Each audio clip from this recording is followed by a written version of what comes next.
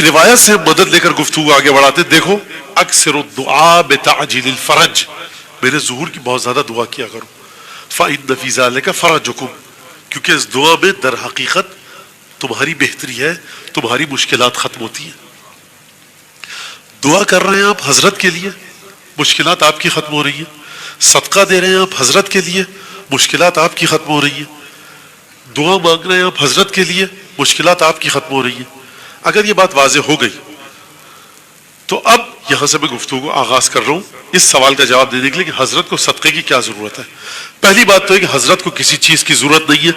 جس ہستی کے لیے جنت بے چین ہے، جس ہستی کے لیے قیامت رکی ہوئی ہے، جس ہستی کے لیے اسرافیل منتظر ہے کہ کب آئے تو سور پھونکوں، اس ہستی کو میرے اور آپ کی دعاؤں کی کیا ضرورت ہے. اس کو سمجھنے کے لیے یہ سمجھیے کہ آپ کا صاحبان ایمان کا امام زمانہ سے تعلق کیا ہے. اس تعلق کو سمجھیے. اگر یہ تعلق سمجھ میں آ گیا تو یہ سمجھ میں آ جائے گا کہ صدقے کی حضرت کو ضرورت ہے یا حضرت کے نام پر جو صدقہ نکالا جاتا ہے نام پر ان کے ہوتا ہے، کام ہمارے آتا ہے. میں پڑھ چکا ہوں اس حدیث کو جو آج ابھی پڑھنے جا رہا ہوں. چھٹے امام امام جعفر صادق علیہ السلام فرماتے ہیں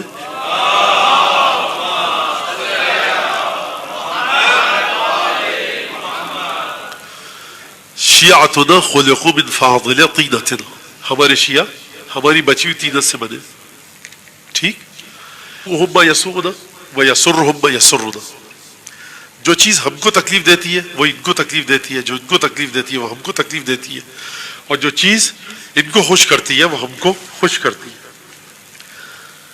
اور پھر امام نے فرمایا فَإِذَا أَرَادَهُمْ أَحَدٌ، جب کوئی تم میں سے فَإِذَا أَرَادَنَا أَحَدٌ مِّنْهُمْ، جب کوئی تم میں سے ہمارا ارادہ کرے ہمارے ساتھ بھلائی کرنے کا، ہمارے ساتھ خوبی کرنے کا، ہمارے ساتھ اچھائی کرنے کا، ہماری خدمت کرنے کا. خوب غور سے سنیے گا.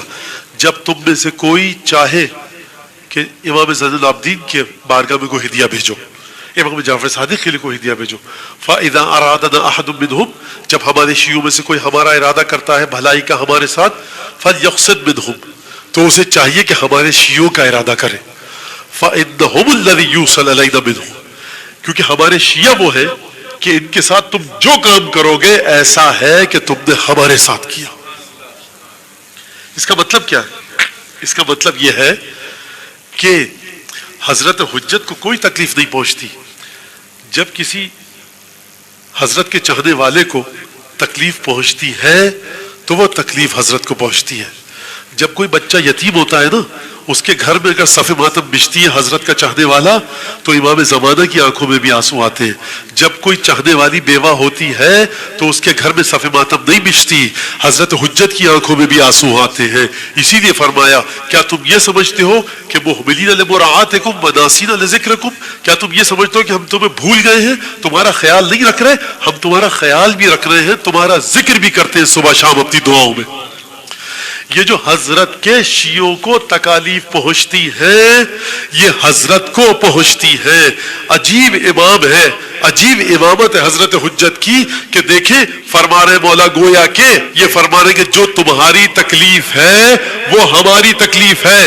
یعنی یہ جو تم میرے لیے دعا مانگ رہے ہو نا کہ حضرت کو دائیں طرف سے کوئی تکلیف نہ پہنچے، بائیں طرف سے تکلیف نہ پہنچے، سامنے سے پیچھے سے اوپر سے نیچے سے حضرت حجت کے دل میں کوئی غم نہ آئے، تو دیکھو میرے دل میں جو غم ہے نا وہ تمہاری مشکلات کا غم ہے.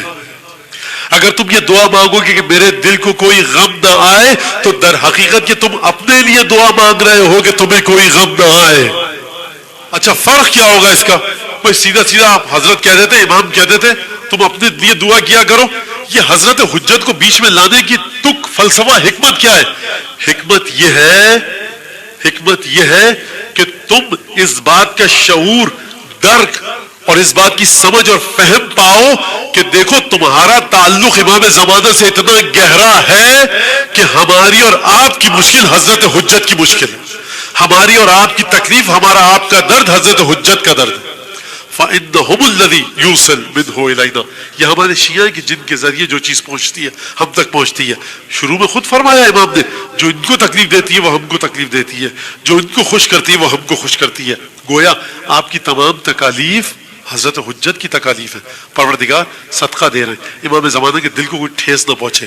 برحمتك يا أرحم الراحمين وصلى الله على محمد وآله الطاهرين.